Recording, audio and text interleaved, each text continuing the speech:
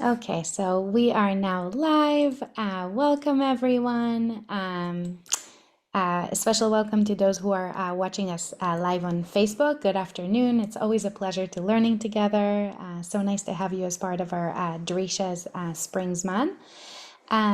This class today is discussions on the Parashah. This week we have Tzav with Rabbi David Silber. And just a reminder on how we run the classes. If you're with us, if you join us on Zoom, feel free to participate in the class. Just make sure that you keep yourself muted when you're not actively speaking. If you're watching us live on Facebook, feel free to make comments on there, and I'll relay the messages, the questions or the comments to Rabbi Silber. Rabbi Silber is the founder and dean of Teresha's Institute for Jewish Education in New York and in Israel.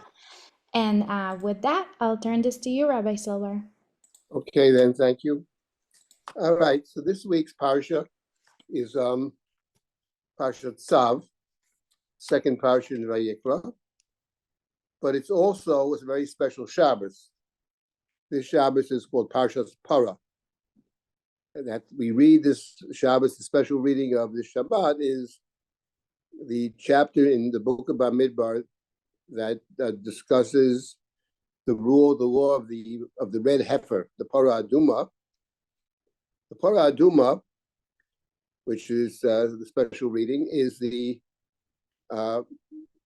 red cow, essentially, who's burned, and the ashes of the Parah Aduma are put into a vase or whatever that contains water, and that's Mayim Chayim, and that mixture is known in the Gemara as Mei Chatat. Actually, the Torah calls it Mei Chatat, and that Mei Chatat is used to purify a person who has come in contact with a corpse, or, as it says in the book of Bamidbar, chapter 19, not only if it touches a corpse or carries the corpse, but even if one is in the same room as the corpse, it's a dead body, that person becomes ritually impure. That's the impurity called tumat mate. And in order to become ritually pure, it's not enough to just to dip in there, to go to the mikveh, to immerse one's body in water. That works for all the other impurities.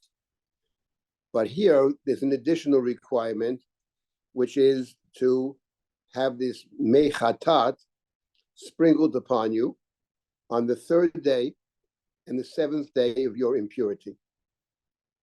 So this is actually very important. This is called the particular tumah we're talking about. It's called tumat mate. Tumat mate, you can see right away from the Torah reading of this week, at Parashat Parah, of Bamidbar chapter 19, that it has some real severities that the other tumot do not have, both in terms of contracting the tumah. You don't actually have to touch the tumah. You can be in the same space as the tumah, and that makes you ritually impure, tumat mate. That's number one. And secondly, in terms of becoming ritually pure, this is the only tumah that we have which requires, apart from the immersion, requires something additional, which is the sprinkling of the mei chatat.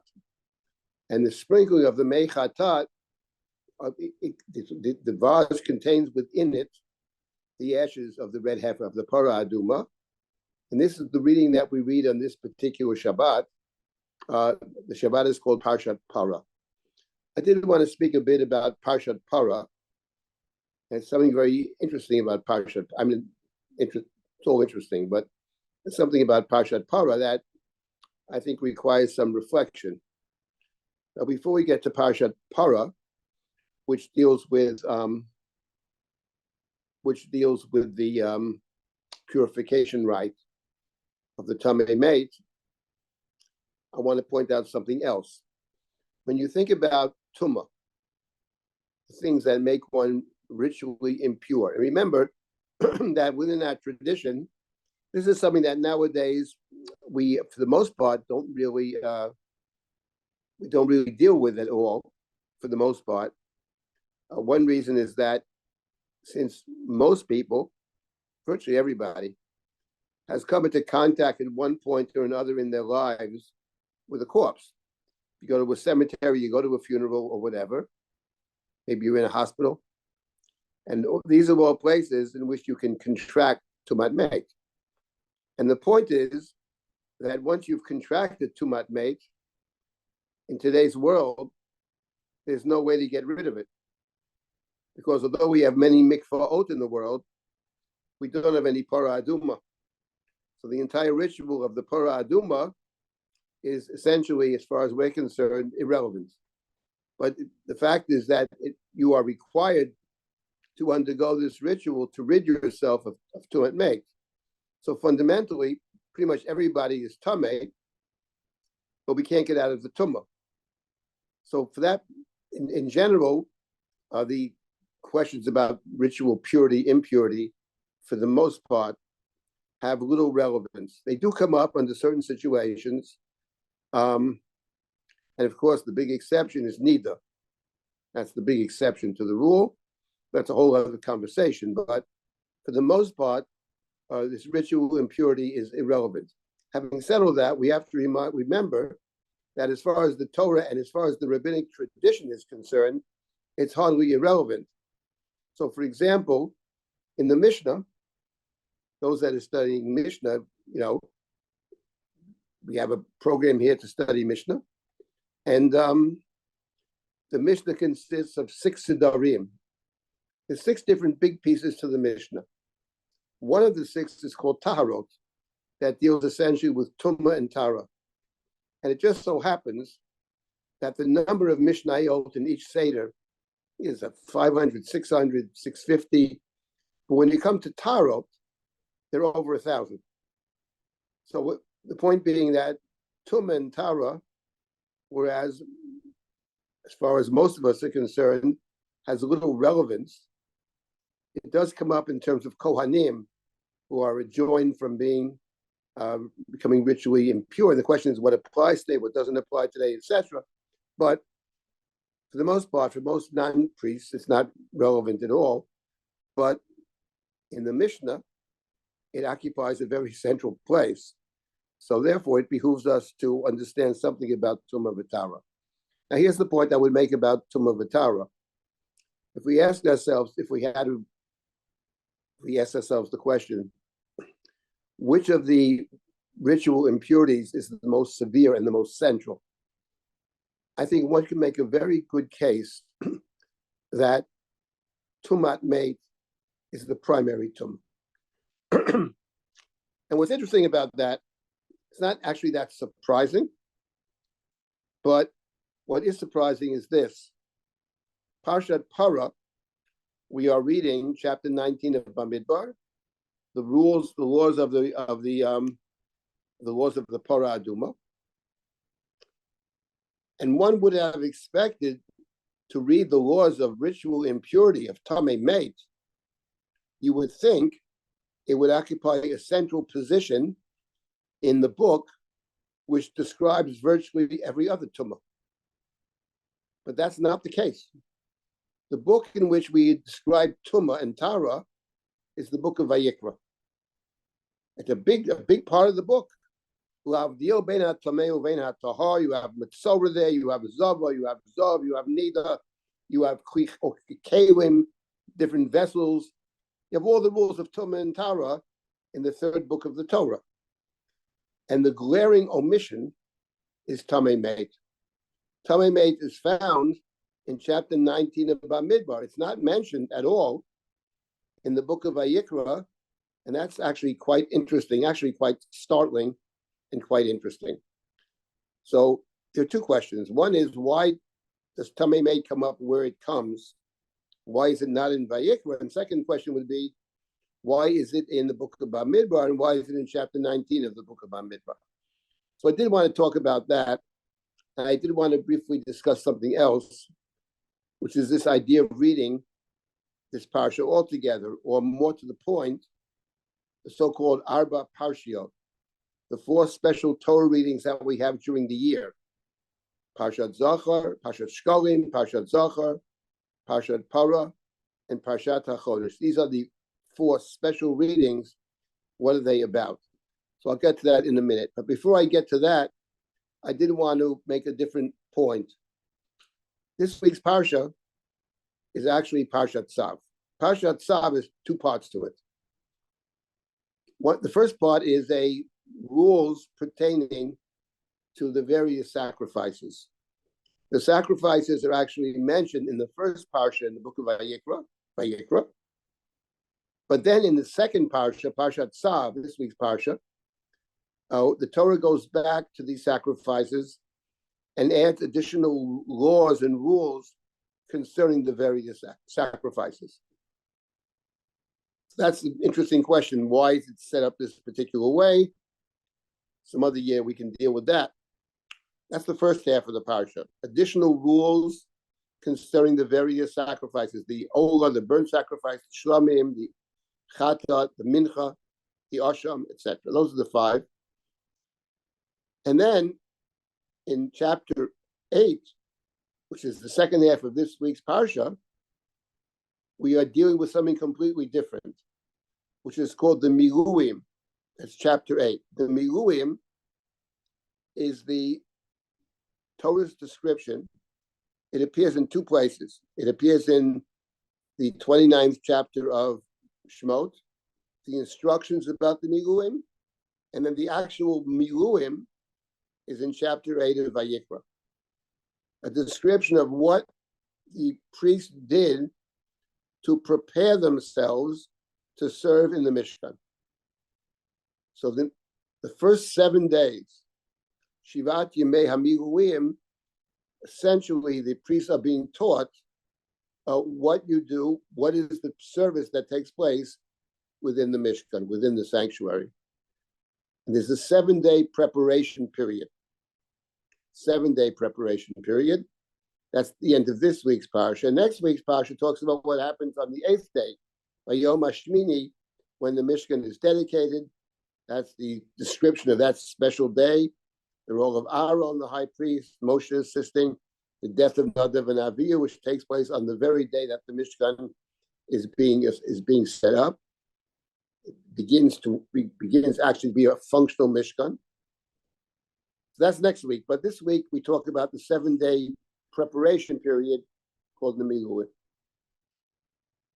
So interesting, just a coincidence, that Parshat Para and Parashat HaMiluim, which are 2 completely different parashiot and actually seem to be completely unrelated to each other. But in the Talmud, there is a connection between Parashat Para and Parashat HaMiluim. And the connection is this. It's actually quite striking. The Gemara in Masechet Yoma, which means the day, Masechet Yoma consists of 8 chapters. The first 7 chapters of Masechet Yoma describe the service of the high priest on Yoma, on the special day. The special day is Yom Kippur. Those are the first 7 chapters of the Mishnah. 7 chapters. Chapter number 8 is a description of the Yom Kippur we are familiar with, the various things you're not permitted to do, eating, etc. Talks about repentance, talks about tshuva, how one does tshuva, etc. That's the last chapter of Masechet Yoma. But the first 7 chapters, deal with the service of the high priest on Yoma, on the day, which is Yom Kippur. How does the tractate begin? For those who learned Yoma, I'm sure you remember. For those who have not yet studied Tractate Yoma, which is an interesting tractate. It actually goes through the entire avodah of Yom Kippur. It begins with the following point, that the service of Yom Kippur is performed by most of it is performed by the high priest, Aaron. But in order for the priest to serve, says the Mishnah, first Mishnah, the priest would spend a week, 1 week, separated from everybody else, being taught how to bring the various sacrifices. It's a 7-day preparation period, and that 7-day preparation period precedes Yom Kippur. The Gemara, in the beginning of Tractate Yoma, raises the question, where do we see that in order to serve in the temple, you need a preparation period of 7 days? And the Gemara actually raises a couple of different possibilities what the source might be. One of the sources is the Miluim. We see with the Miluim, before they begin to serve in the temple as priests, they had a 7-day separation period, a preparation period. That's the Miluim. That's what we read about in this week's Parashah, chapter 8 of Vayikra. The other point that the Gemara brings in is that there's a 7-day separation period before Yom Kippur, but there was also a 7-day preparation period for the priest who was going to perform the rite of the Parah Aduma. So it's actually very interesting that in that context of this actually fascinating law, that before Yom Kippur and before bringing the Parah Aduma, there's a requirement of a 7-day preparation period, and the primary source, the primary model for separating before performing Yom Kippur service, perhaps also connected to the service related to the Parah Aduma, are the 7 days of preparation, the Miluim, that we read about in this week's Parashah. It's actually interesting when you think about it. A 7-day preparation period for Yom Kippur, for the great day of Yom Kippur, that we could understand, I think. But the 7-day preparation period before one brings the Parah Aduma, and the idea of the preparation for the Parah Aduma, by the way, the idea is that the priest who brings the Parah Aduma should not himself become ritually impure. The rules of ritual impurity are very strict, and there are all different levels of ritual impurity. But in the Mishnah, the highest level of ritual, the most caution we take about anything is about the priest who was involved with the service of the Parah Aduma. So just an interesting observation. I think it's coincidental, but in any event, this week's Parashah is both the Miluim and the special reading is Parah Aduma. I did want to talk this afternoon briefly about the Arba Parashiyot, and we'll touch upon Parashat Parah. Let me just first say that these 4 special Torah readings, Parah is the third of the 4. There are 4. There's Parashat Shkolim, then there's Shabbat Zachar, Parashat Zachar, that we read before Purim. Then we have Parah, and the 4th, read, I think in a couple of weeks, Parashat HaChodesh. Parashat HaChodesh is chapter 12 of Shemot. We read that on or before the first day of Chodesh Nisan. That's the month in which Pesach falls. So we have these 4 parashiyot. And that's very special because the Torah readings, generally speaking, and the list of Torah readings is found actually, and discussion of the Torah readings is primarily found in all places in Tractate Megillah. The last chapter of Tractate Megillah is a description of what discussion of what readings we perform on different days of the year. Fundamentally, when it comes to Torah reading, so the main Torah reading is the cycle. We read on Shabbat. The common practice has been, and even today, the common practice is to read the Torah in such a way that we complete it every year. The last portion is read on Simchat Torah, but fundamentally, the Torah reading is on Shabbat. Parashat HaShavua, that's Shabbat. Then there are other days we have special readings, which are special days. Festivals, fast days, all the festivals, Hanukkah, Purim as well, of course, all the holidays. They all have special readings, and the Mishnah and Gemara discuss them at the end of Tractate Megillah. So readings fundamentally are on the special days, Shabbat, Yom Tov. But then, and they all are essentially, either you go in order, or you are reading something relevant to the day. On Pesach, there are different readings, but in one way or another, they all relate to Pesach. The exception is Shabbat. Shabbat, we read on a certain order, with the idea of finishing each year. In ancient Israel, they finished twice in 7 years. We finish every year. But then we have these 4 special parshiot, and they don't fit in. They're different. What are the 4 parshiot about? That's the question. First question. So I just had a suggestion about the Arba parshiot, which I've written about in the past, and I want to just mention it once again about the Arba parshiot. When you look at the 4 parshiot, that's Shekolim, Zachor, Para, and Achodesh, it would appear, what's interesting is, these 4 parshiot are not spaced out over the year. They're essentially read beginning with the Rosh Chodesh Adar, and then you complete them on Rosh Chodesh Nisan. So before Adar and Rosh Chodesh Nisan, essentially, which is the month of which Pesach falls, because fundamentally, the 4 parshiot seem to be related to 2 holidays: the holiday of Purim and the holiday of Pesach. And those are special readings. Two are obviously connected, as the second one is Parashat Zachor is always read before Purim. Parashat Zachor is to remember Amalek. And on Purim, we are remembering Amalek. The Megillah is all about Amalek. Haman is Amalek, and it's the war against Amalek. That's Parashat Zachor. Parashat Chodesh, of course, is on or about Rosh Chodesh Nisan, and we read about the Korban Pesach, the bringing of the Paschal sacrifice, the preparation of the Paschal sacrifice. That obviously is before Pesach. Shkolim and Para is the question, what is the connection? I mean, one is tempted to say that Shkolim is primarily related to Purim, and that Para is primarily related to Pesach. I think that's accurate.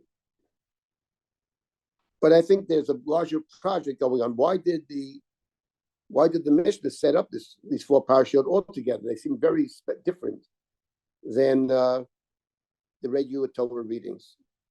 So what I've suggested in the past is that there is a conscious attempt. We just finished Purim recently. We're moving towards Pesach. There is the conscious attempt by our tradition, by the Mishnah, and the Gemara follows along the same path, is a conscious attempt to connect Purim to Pesach. And one of the ways in which connect Purim to Pesach is through the special readings. For the Mishnah, what marks Megillah, what marks Purim is the Megillah. In fact, the tractate that deals with Purim is called Masechet Megillah. It's not called Masechet Purim. Masechet Megillah. And that's where you have all the readings. All the readings of the year are found in Tractate Megillah. And I claim that I made in the past is that when you read the Megillah, we just read the Megillah recently. When you read the Megillah, the impression that one gets in reading the Megillah, or one could get in reading the Megillah, is that the Megillah is about living in a different world. That is to say, it's not the world of the rest of the Bible. The rest of the Bible, you're either living in the land of Israel, or you are hoping to go to the land of Israel. In the later books of the Bible, Daniel, for example, Ezra, Nehemiah, these are people living in exile, but they aspire to go to the land. Nehemiah goes back, helps rebuild Jerusalem, etc., helps set up a community, Ezra as well. Daniel is praying, facing Jerusalem. There's a sense that exile is not our place, and that we all aspire to be in the Holy Land, in God's land, the promised land. The Megillah is different. Not that the Megillah, as some people might claim, is valorizing or is idealizing living in exile. Far from it. The Megillah would never suggest, does not suggest, that living in exile is necessarily a good thing. In fact, I think it suggests pretty strongly it's a very dangerous thing. Because the world is the world of Achashverosh, who is at best capricious, not downright wicked, completely immoral. And Haman, okay, we killed this Haman. There's another Haman. A war against Amalek in every generation. So the Megillah is not suggesting that living in the world of Achashverosh is a good thing. Never would suggest such a crazy idea. Some other people, I think, have suggested this recently, but there's no basis to it on any level. But the Megillah says something different, which is, like it or not, this is the world in which we live. The Megillah does not suggest ever that you're going to go back to Israel. Jerusalem is the place from which we were exiled. But there's no suggestion in the Megillah, unlike other books, that we're going to return. For the foreseeable future, this is where we are. We are living in a world in which God's never mentioned. And the king of the Megillah is not God. King of the Megillah is Achashverosh. He's there in the beginning, he's there at the end. And therefore, there's always a chance that Amalek will rise again, because Achashverosh has no objection to Haman per se. His objection to Haman is personal. He believes Haman, that's what Esther gets him to believe, that Haman is out to become the king, which could even be true. That's his objection to Haman. It's not on moral grounds. There are no moral grounds with Achashverosh. It's all a matter of utility, what suits his purposes today. Maybe tomorrow is different. That's the description of the world of the Megillah. It's a fact. That's what the Megillah says. Here we are in this place, you're not getting out of it. And how do you function in that world as a moral person? How do you function? How do you function as a Jew? That's the challenge of the Megillah. That's the challenge of the Megillah. So the Megillah, if one reads the Megillah this way, that's how I read it. The primary way I think I read it, then actually it's, in a certain sense, it is counter to the rest of the Bible. And I would go even beyond that, that in the Megillah, when you read the Chumash, the central event of the Chumash, well, there are two central events. One is the Exodus from Egypt, Yetziat Mitzrayim. In our tradition, we remember the Exodus from Egypt all the time. Make Kiddush, Zechu Yetziat Mitzrayim. Even on Shabbat, we mention Zechu Yetziat Mitzrayim in the Kiddush. And many of the rules, remember you were a slave in Egypt, don't mistreat the stranger, etc. Don't begrudge the other person. Don't not care for the other person, because you know what it's like you know the other side of it. That's what the Chumash says. That's number one. Number two, in the Chumash, and especially in the Sefer Devarim, Ki tavo el haaretz. When you come into the land, this is what you're going to do. The one who noticed this was the Ramban, of course. Ramban thinks the Torah, fundamentally, the mitzvot are performed in the land. Those are the two main points that are the driving, when I say the driving forces behind the rules that we observe. Remembering Egypt on one hand and setting up your own society in the promised land. The Megillah, though, suggests something very different. What if, says the Megillah, what if you never left Egypt? The place in which you find yourself is, culturally speaking, is Mitzrayim. It's a place of no memory. It's a place where God doesn't speak. And you're not going back to any land. If that is the case, which is what the Megillah suggests, then you got to wonder what kind of Torah would you have? Since in the Chumash, many of the rules of the Torah are based on remembering Egypt, that you left Egypt, and you're entering the land. But what about hypothetically, if you're in Egypt, you never left, and you ain't going to the land either? What would the Torah look like? I think the Megillah makes that suggestion. I think the Megillah is saying, in effect, okay, at the end of the Megillah, we have Mordechai and Esther sort of setting up rules, Batonot Lev Yonim, 2-day festival. the special month of the year in the Megillah is not the month of Nisan. The month of Nisan is the month that Haman throws down the lots. He cast the lots in the month of Nisan. There's no suggestion whatsoever in the Megillah that Nisan is anything special. For us, Nisan is the first month. Rosh Chodeshim, it's Parashah Chodesh. But for the Megillah, Nisan's when Haman threw his lots, and the month, HaChodesh in the Megillah is not the first month that we have, the month of Nisan. It's rather the 12th month of Adar. So my point is, when one reads the Megillah with open eyes, without preconceptions, one could come to the understanding that Purim, the festival of Purim, is a festival that has no relationship to anything else. It's a festival in exile, about exile, for exile, and it is at best oblivious to the rest of the tradition. And worse than that, it might even contradict it. What's the special month of the year? It's not Nisan.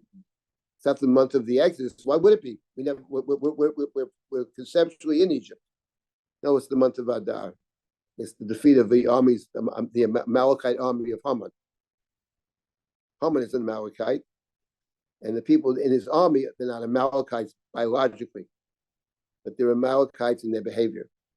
Amalek from the Megillah is not just the descendants of Amalek. Amalek in the Megillah, people that adopt the thinking of Amalek are Amalek. So that's what the Megillah suggests, and that's what the Mishnah is fighting against. The Mishnah makes an attempt, I believe, to say no. We have the holiday of Purim, and this holiday of Purim, we must fully integrate into the core calendar that the Jewish people have. And the core calendar that the Jewish people have, when you open up the Chumash, begins with the month of Nisan. We call Rosh Hashanah, the Rosh Hashanah is in the 7th month, it's Tishrei. But in the Chumash, HaChodesh Hazeh Lochem Rosh Chodeshim, chapter 12 of the book of Shemot, that's what we read on the Parashat HaChodesh, on the 4th of the special readings. So for the rabbinic tradition, the year starts with Nisan, and the holiday of Nisan is the holiday of Pesach. The great redemption is Pesach, and our core ritual is Pesach. The core ritual of the Jewish people, without question, is the Seder. And we call it the Seder. What does Seder mean? Seder means an order. We believe in Seder. We say, through our behaviors, we say in any event, that there's a purpose to the world, that God is involved in history and in Jewish history. God's being is entwined with the world. That's the claim of the Seder. And there was a covenantal promise made many years ago to Abraham. And that promise has been fulfilled in many generations, not just in the Chumash, but V'hisha Amdal Avotenu. That promise has stood for us throughout time. Pesach's a holiday about Seder, about order, meaning and purpose. But Purim, at least the folk traditions of Purim, is about Seder. It's about the breaking down of the order. It's about the carnival. So the Mishnah makes the attempt to line Purim up with Pesach. And one of the ways in which it does it, in my opinion, are these 4 special parashiyot. 4 special parashiyot which tie the redemption of Purim to the redemption of Pesach. By the way, it's actually very interesting that this year is a leap year. That is to say, we have 2 Adars. We have 2 Adars. Adar Rishon, Adar Sheni. And the question emerges in the Gemara, when you have 2 Adars, when do we read the Megillah? Do we read the Megillah in the first Adar? Or do we read the Megillah in the second Adar? So we read the Megillah in the second Adar. And the Gemara says, why did you read the Megillah in the second Adar? Why not the first Adar? And that makes sense, actually, the first Adar, because in the Megillah, it says that Haman threw down the lot, and the poor came out in the 12th month. Well, the first Adar is the 12th month. The second Adar is the 13th month. So logically, you could say we should read the Megillah in the first Adar, and there is such an opinion in the Gemara. But we follow the other opinion, that we read the Megillah in the second Adar. And the Gemara gives a reason. Lahasmich gula legula, to connect, to adjoin one redemption with the other. That is to say, the second redemption is Pesach, Yetziat Mitzrayim. So we want to read the Megillah 30 days before we talk about the Exodus from Egypt, to connect those two. And we know in the Talmud that 30 days before a festival, they would begin to study the festival. Purim is always falling 30 days before Pesach. So this is an attempt, among other attempts, to link up Purim with Pesach. And one of the ways that we do it, I claim, is through the rabbinic institution of these 4 parashiyot, which actually, when you think about it, is very strange, because it doesn't fit anything else. It's a thing unto itself. All the other readings are either about finishing the Torah in a certain amount of time, or deal with the special nature of the day, with Shabbos, with Yom Tov, Chanukah, etc. But the 4 parashiyot are not related to that. They're a distinct unit.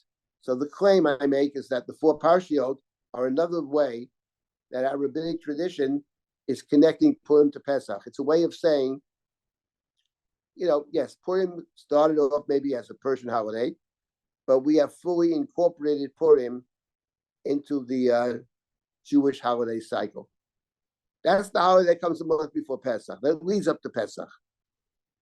It's actually quite interesting, and if anybody has comments or questions, I'll stop in 1 minute, that when you think about Purim that we just observed recently, there are different Purims. There is Purim on the books. When the Rambam writes about Purim, when the Shulchan Aruch writes about Purim, the codifiers write about Purim. If you met the Rambam in this Rambam, please tell me, what is Purim? The Rambam would probably say, Purim, well, you read the Megillah, and you have a special meal on Purim. And the special meal, people that don't have, we want to share a meal with others. We want to allow them to have a meal. So we give matanot, mishloach manot. And of course, we also give charity on Purim. And when you hear that answer of the Rambam, you say to yourself, okay, that's not so different from every festival. And every festival we are being special sacrifices. It's a mitzvah to give charity on tzedakah on the festivals. We have special readings on the festivals. And we have special meals on the festivals. I include Shabbat as well. That sounds like a normal holiday. That's if you ask the Rambam. But if you ask the Stam person, how do you observe Purim? Oh, Purim, we make a lot of noise during the Megillah. Can't really hear the Megillah. Purim, we put on masks. Purim, we cross-dress. Purim, we appoint someone who knows nothing to be the chief rabbi. Purim, we walk around with little sticks hitting people in the street, or we take things that don't belong to us, or we wear special clothing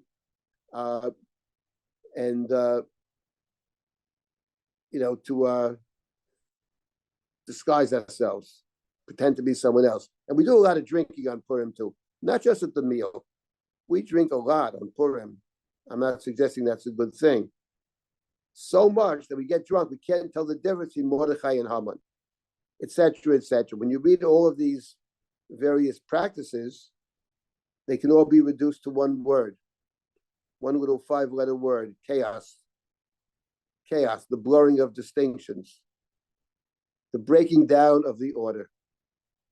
It's exactly the opposite of Seder. Seder is all about order, and Purim is all about disorder. That's the Purim of the people over hundreds of years. That's not the Purim of the Rambam. It's not the Purim of the rabbis. Purim of the rabbis is almost like a regular holiday. But the Purim of the people is totally different. And my point is that one can read the Megillah as more reflecting the Purim of the people than the Purim of the rabbis. So the rabbinic tradition, which is concerned about that, the rabbinic tradition pushes back and says, no, we're going to make sure that Purim is within the general calendar of festivals, observances during the year.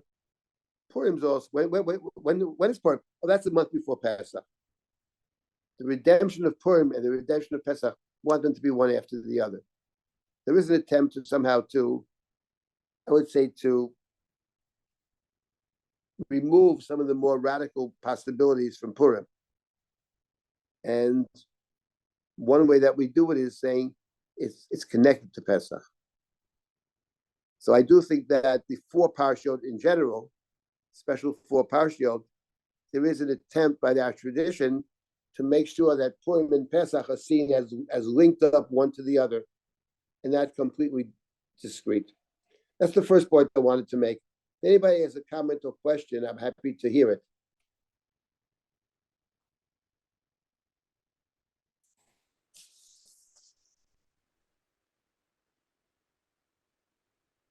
No one has a comment or question. Okay. I just put forward a very quite radical thesis, but everybody accepts it. Okay. Yes, Rabbi, I'm sorry. I asked the question. So if all of this is true and the intensity of the connection of the Geula of Purim to the Geula of Pesach and Mitzrayim is vibrant, clearly is in the Mishnah and among the rabbis, why then, I in fact attended a shiur last month that made a very big deal about saying that Purim is not in the Torah. It isn't a Torah mitzvah. Basically separating the holiday of Purim, Megillat Esther, and the entire holiday from the Torah as we know it. And yet you're connecting almost with every breath. The Chumash says this, and the Torah says this, and we're connecting this. And of course, you've been a rabbi for how many years? Over 3, approaching 4 decades. So I'm troubled by the attempt, by the separation of Purim from the Torah, and yet listening to all of our shiurim, it's intrinsically connected. So much so that if it becomes too chaotic, the Mishnah and the rabbis pull us back. Can you comment on this? Yeah, I don't think the issue is whether it's in the Torah. Hanukkah is not in the Torah either. Right. But Hanukkah is completely within. Hanukkah is a holiday about the Beis HaMikdash. Hanukkah is completely consistent with the values of the Chumash. It's a rabbinic festival, of course, but it's completely consistent. My point about Purim is not that's not in the Torah. It is at least on the folk level, on the level of the way people have observed it. On the level of the folk, it's a day in which, I'm not saying people are consciously doing this. I'm not suggesting they're conscious of it. But on some unconscious level, when you look at all of these practices, it's like if you look at other cultures, let's say the Mardi Gras, okay? The Mardi Gras is also in the spring, and essentially, it's the same kind of thing. If you want to read about this, they talk about the carnival.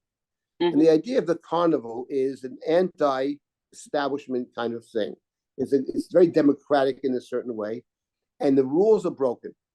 The point is, it breaks the rules. And even in the observance of Purim, by the way, in terms of Purim, let's say the mitzvos of Purim, to give to the Matanot Le'Evyonim, to read the Megillah, and to eat a meal. And what's funny thing about Purim is that in these 3 areas, there are certain folk practices. So one is, and of course the rabbis rail against it and they terrible thing, you shouldn't do it, but you know something, they can't seem to eliminate it. One thing is making so much noise during the Megillah that you can't hear it. This is a long whole discussion about this. They say, how can you make so much noise? There's a mitzvah to hear the Megillah. We can't hear it. Parts of it is so noisy, not just during Haman, but you see the folk practice was, in effect, to eliminate the Megillah in some sense. Then you have the meal. The very common practice, I grew up with this, and it was a widespread practice in my day, that people would eat the Purim meal. They would start it 2 minutes before Purim's over. So effectively, you're eating the meal. It's not Purim, actually. It's after Purim. And then when it comes to giving gifts, already in the tradition talks about the practice that anybody who asks on Purim, you give them. Rich, poor, Jew, non-Jew. In other words, the whole point is Tanatu Evyonim was initially the idea is to incorporate the Jews scattered throughout the kingdom. You want to make the point that, no matter where you stand economically or whatever, you're part of the Jewish people.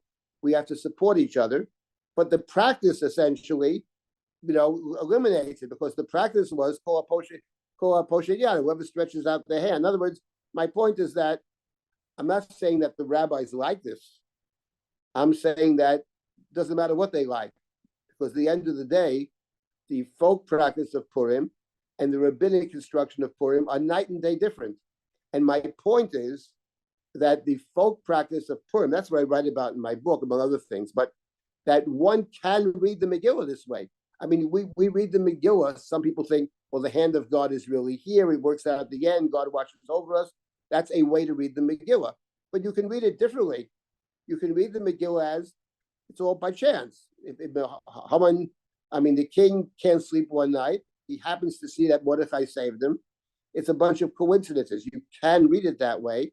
And my point is that on the level of the folk, on the level of the people, I'm not saying that they do this consciously, but on the level of the people, as in the Mardi Gras, it's a way, it's a day in which you're allowed to protest under the guise of being drunk. We don't really mean it.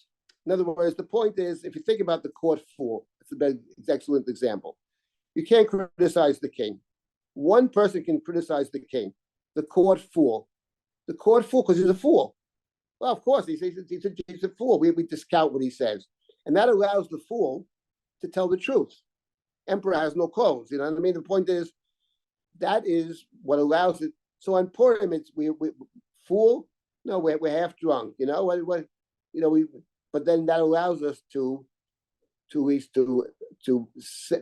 mouth what some of us, I'll speak for myself, wonder about, not just on Purim, but over the course of the year, especially after the Shoah, where is God in all this? I mean, that's a question that I think whether people say those words or not, I mean, you have to ask the question. You don't have to ask it. People say, well, God is with us. I believe, I have faith. Okay, that's great. But I mean, the question is still a question. And on Purim, we allow ourselves to ask those questions. It's not about the Torah or not. Hanukkah is not in the Torah either. But Hanukkah is a fully Jewish day in every sense. It's the true values of the Chumash. The goal of the Torah is to be a holy people. As the Ramban says, the book of Exodus ends with the Mishkan. God is in our midst. That's Hanukkah. Hanukkah is rebuilding of the temple, Kedusha, sanctifying the temple. But Purim is quite a different story. So I think that's my point about Purim. In any event, I do believe that the Mishnah and probably other rabbinic texts have a particular point of view. The Mishnah has a point of view. The Mishnah had the one who compiled the Mishnah, have a point of view. It is, for the most part, a conservative point of view, because whether it's strictly speaking a code of law or not, it's a good question, but it certainly has elements of law within it. Law, by its very nature, is conservative. Law is a way to keeping traditions, of curtailing you in one way or the other for the general good. But law, halacha, by its nature, is something conservative. Law books don't rush to break the rules. There's a process, a deliberation, etc., etc. So I think that, yes, that's one claim, that basically the Arba Parshiot are part of a larger attempt by the Mishnah and other rabbinic texts to rein in Purim and to put it in line with Pesach. That's the first point I wanted to make today. Now let me get to one other point. It's later than I thought. I want to make one other point about Parshas Parah in particular. The question that I raised at the outset, which is, this is probably the main Tumah, but it's not in the book of Vayikra. It's rather shocking. You expect to find it in the book of Vayikra. It's somehow the Chumash, sounds like the Chumash has delayed, actually. It doesn't want to put in Vayikra. It wants to wait to the appropriate moment to talk about Tumat Meit. Let me make 2 points about this. First of all, Tumat Meit we know exists before chapter 19 of Bamidbar. Parshas Parah is Bamidbar 19. But we know already before that tumat mate prevents you from doing certain things, in particular sacrifices.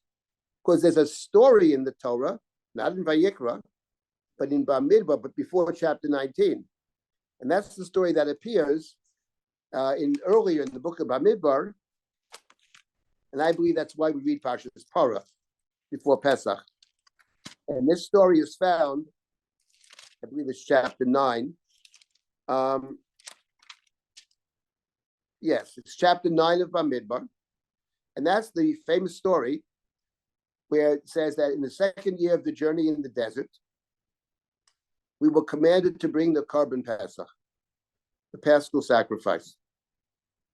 But there were some people, says the Torah, who were tmeim lenefesh adam, who had become ritually impure by virtue of coming into contact with the dead.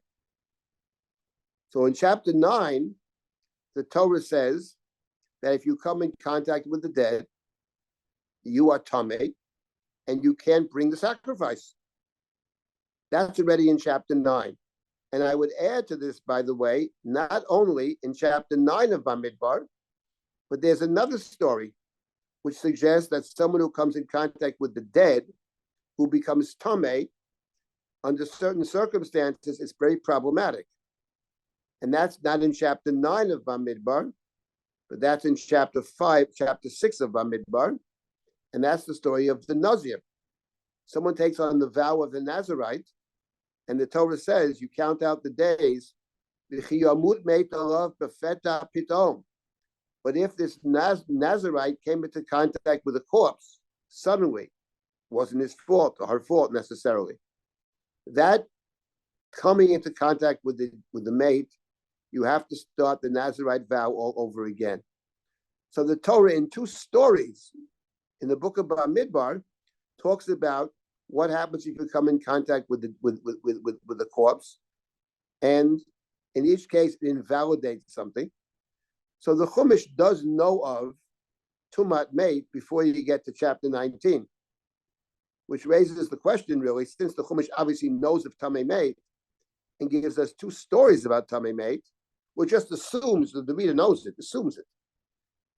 Why do we wait to chapter 19 to tell us about tumat mate? Would it make more sense to discuss tumat mate before chapter 5, maybe in Vayikra? And then when you get to the stories, you'll understand it. Instead of waiting to chapter 19 to describe the process whereby one becomes ritually pure, tahar. Strange. It sounds like the Chumash is purposely delaying it till you get to chapter 19. So I did have one small suggestion about why the Chumash has waited till chapter 19. By the way, the one who asked this question implicitly is the Ramban. The Ramban asked it implicitly. Is and the chapter Ramban, Vayikra, you mean? In Vayikra, 19. no, it's not in Vayikra. It's in Oh, in Bamidbar. Bamidbar. But Okay. tumat mate is not in Vayikra. That's my point. Right. Not in Vayikra at all. Never. It's only in Bamidbar. That's what's so strange.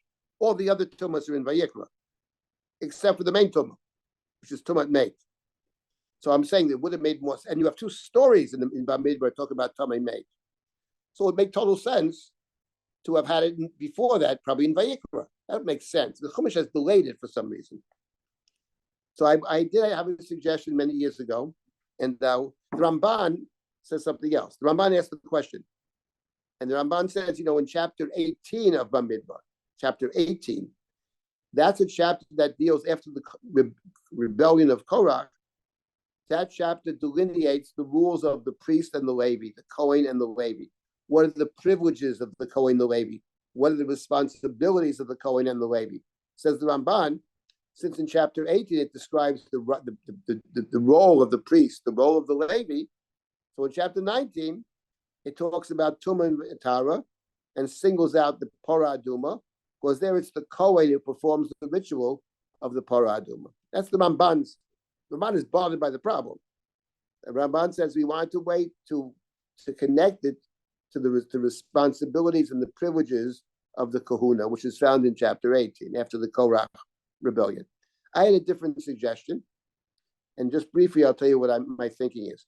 The idea of the ritual of the Parah Aduma, the complicated ritual of the Parah Aduma, what it says is there is a ritual. Someone is tummy made. You can get out of that tummy. It's such a severe tummy, you might think there's no way out. You can see from the Chumash already that the normal way of getting out of tummy doesn't work.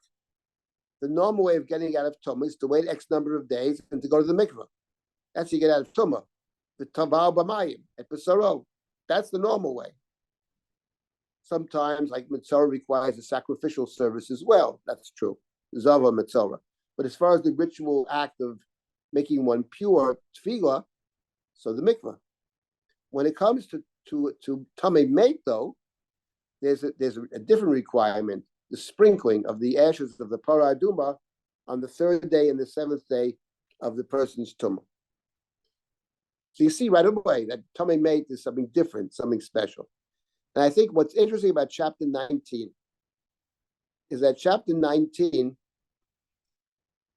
comes, as the Ramban points out, after chapter 18, but it also comes before chapter 20.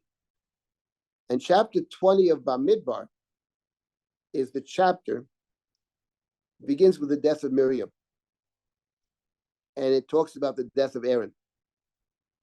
And it talks about Moshe being told he will die too and not enter the land. In other words, chapter 20 of this book, of Bamidbar, is the chapter that tells us, in effect, that the people that left Egypt will die in the desert. They will not enter the promised land. That's chapter 20. Chapter 21 already is a new generation. And they will enter the promised land. And I think the point about the Parah Aduma, the claim that it's making is that, yes, you came in contact with the dead, something of death that attaches to you. And the question is, can you get out of this or not? And the Parah Aduma is the complicated ritual which says the fact that you're tummy, and if you touch someone who touched the dead body and touches somebody else, that person becomes tummy. The thing about tumah, and this is a point that Jacob Milgram, one of his central, he wrote about the book of Vayikra, several thousand pages. One of the main points he makes about tumah, he says that in the Chumash, the opposite word for tumah is not tara. The opposite word for tumah in the Chumash is kedusha. And his point that he argues for very strenuously, interesting point, is that what kedusha in the Chumash and tumah have in common, they are actually contagious. If you're tummy, you can make something else tummy. And when it gets to the most severe tumah, which is tumat mate, you can make something else very tummy. So the point is, perhaps the positioning of Parah Aduma in chapter 19 is the introduction to what follows, 20 and 21. 20 is the death of the first generation, and 21 is the emergence of the second generation. And what the Chumash is saying, in effect, this is central to the book of Bamidbar. The book of Bamidbar is the book about two generations. It's about the people that left Mitzrayim, who took those first steps for us, but they couldn't go all the way. They got out of Egypt, great accomplishment, but they weren't able to take the next step. Their children can take the next step. And what the positioning of the tamei mate over here is a way of saying, even the most severe tumah, there's always a way out of it. It's not necessarily the case that once someone is tummy, they can't get out of it, nor is it the case that if someone is tummy and touches something else, that person can't get out of the tumah. In fact, the focus, it's very interesting, the focus in chapter 19 of Parah Aduma is not so much touching the dead body, but the focus is more about being in the same arena, being in the same area, what's called in the tradition tumat ohel, being in the same tent, being in the same space as the mate makes you tummy. But the Chumash is also saying that's true, it does. That's not to say you can't escape it. If you're connected to something, you're automatically tummy forever. No, there is a way out. It's a complicated ritual, but there is such a ritual. So I believe that actually from a narrative standpoint, it's interesting that the tumat mate plays narratively I gave you two examples. The Nazir who happens to come upon a dead body, who suddenly died, it wasn't his fault, wasn't negligent. Made Pepeta Pitom, and the story of the Pesach Sheni. Those people that came to Moshe and said, why should we be deprived of bringing the Pesach, the Korban Pesach, which is such a central ritual? Lama Nigara. And Moshe doesn't have an answer. Moshe turns to God. Give them a second chance. Yes, they're Tameh, but narratively, the Tameh made figures in very, very significant ways. And perhaps the delay in describing Tameh made and positioning it just before the generation that leaves Egypt die in the desert. But then there's hope for the future. Maybe that's why the Chumash has delayed Tameh made till the middle of the book of Bamidbar. All right, I'll stop at this point then. And okay, so we have the looking forward past Purim, and now from Purim to Pesach. Looking forward, we have some important lectures coming up. We have the Rappaport Memorial Lecture on April the 7th. We have this Sunday, for those who are around in New York City, Devora, my wife, the first time it's book has come out, 6 essays, terrific book. And there's a book event in 190, I think it's Amsterdam Avenue, where Hadar is, in that synagogue, that reconstruction of synagogue. I think it's 1:30 on Sunday. For those in the city, it should be very interesting. It's a conversation with Leah Sarna, who's director of our high school and middle school programs at Risha. So there'll be a conversation, should be very interesting. Nice. We have other things coming up as well. Looking forward to learning with you. Rabbi, first of all, is a very amusing in the beginning, but they're coming back to Kedusha. So someone like Miriam was able to do that. These are examples of those who had like Sarat. There's a way back. That's what you're trying to say also. Like it could be for every person. Yeah. For sure. Right. 100%. Exactly. Mm-hmm. There's a way back. Yeah. Okay. Thank you all. Thank you, everyone. Thank you, Rabbi Silber. We will see each other again next week in this class. Next week we have, let me see who is with us next week. We will have Rabbanit Leah Sarna, who will be teaching on Shemini next week in this class. And then also Mishnah in Depth will continue with Nazir and Sota. On April 7th, it will be with Rabbi Avi Wolfish, and it will be at 1:30 p.m. on the 7th, but then at 1 p.m. for the rest of the series. And then just like Rabbi Silber mentioned, we do have on Sunday, April 7th, we have the annual Rappaport Memorial Lecture. And Rabbi Silber will be teaching on the topic of the Seder ritual and the formation of community. So thank you again. So good to have you with us here at Risha, and lehitraot. Thank you. Toda. Bye.